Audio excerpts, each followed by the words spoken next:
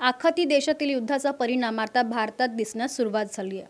गॅसचा तुटवडा निर्माण झाल्यानं सामान्य नागरिकांमध्ये भीतीचं वातावरण आहे. काही शहरात गॅस संपल्यामुळे नाश्त्याऐवजी फक्त चहा, कॉफी ग्राहकांना देण्यात येते. कुटुंबापासून दूर राहणाऱ्या लोकांवर उपासमारीची वेळ आली आहे. भर उन्हात गॅससाठी लोक रांगा लावून उभे आहेत. या सर्व प्रकरणावर मुख्यमंत्री देवेंद्र फडणवीसांनी स्पष्टीकरण दिलंय. काँग्रेस पक्ष जाणीवपूर्वक लोकांमध्ये भीती निर्माण करतोय. केंद्राने स्पष्ट सांगितलंय, घरगुती गॅसचा कोणताही तुटवडा नाही. कोणीही चिंता करू नका, रांगा लावू नका. ऑनलाईन बुकिंग सुरू आहे अशी माहिती मुख्यमंत्र्यांनी दिली आहे. यावेळी फडणवीसांनी काँग्रेसवरही खोचक टीका केली. तर भारताकरता गेम चेंजर प्रोजेक्ट्स आहेत. आत्तापर्यंत आपण कोळसा जाळत होतो, त्यातनं प्रदूषण करत होतो. अनेक वर्षापासून आपल्या देशात चर्चा चालली होती कोल गॅसिफिकेशनची, की ज्याच्यामुळे प्रदूषण होत नाही आणि ज्यातनं वेगवेगळे डिरायव्हेटिव्ह तयार होतात. आज त्याचे 7 प्रकल्प एकूण देशामध्ये भारत सरकारने मंजूर केले आहेत. या 7 पैकी 4 प्रकल्प हे आपल्या विदर्भात मंजूर झाले आहेत.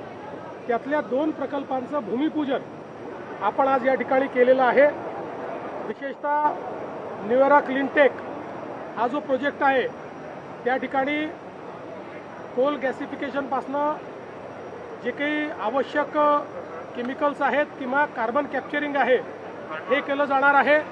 युरियासारखा जो आपल्याला इम्पोर्ट करावा लागतो असा घटक तयार होणार आहे. गॅस तयार होणार आहे आणि त्यासोबत जिथे आता आपण आहोत ग्रेटा एनर्जी, या ठिकाणी कोल गॅसिफिकेशनपासनं ग्रीन स्टील तयार होणार आहे. जगाच्या अनेक देशांमध्ये केवळ प्रदूषण न करणाऱ्या प्रक्रियेतनं तयार झालेलं स्टील विकत घेतात, त्याला ग्रीन स्टील म्हणतात.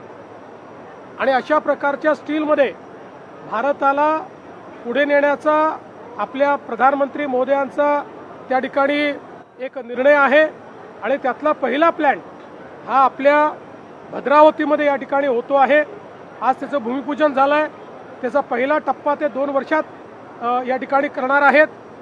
त्यामुळे या 2 प्रकल्पांमुळे जवळपास 30,000 कोटी रुपयाची गुंतवणूक होणार आहे. 10,000 लोकांना रोजगार मिळणार आहे. आणि विशेषतः देशाच्या एनर्जी सिक्युरिटीमध्ये या ठिकाणी एक मोठं कॉन्ट्रीब्युशन विदर्भ या माध्यमातून करणार आहे. युद्धामुळे कुठेतरी संकट जाणवत आहे. गॅस सिलेंडरच्या लोकांनी रांगा लावल्या आहे, काय सांगाल? असं आहे की काही पक्ष आणि विशेषतः काँग्रेस पक्ष जाणीवपूर्वक लोकांमध्ये भीती तयार करून त्यांनी रांगा लावाव्या असा प्रयत्न करतोय. केंद्र सरकारने, गॅस कंपन्यांनी, सचिवांनी स्पष्टपणे सांगितलेलं आहे, घरगुती गॅसचं कुठेही संकट नाही. जेवढे महिन्याला आपल्याला लागतात तेवढी डिलिव्हरी आपण दिलेली आहे. त्यामुळे कोणीही या ठिकाणी चिंता करण्याचं कारण नाही आहे. विनाकारण रांगा लावण्याचं कारण नाही आहे. ऑनलाईन बुकिंग होतं आहे. लोकांना वेळेत गॅस मिळण्याकरता पूर्ण गॅस आपल्याकडे उपलब्ध आहे. पण आपल्या देशात पॅनिक तयार करायचं ही जी काही काँग्रेसची बुद्धी आहे, ही बुद्धी देशाला विघातक आहे.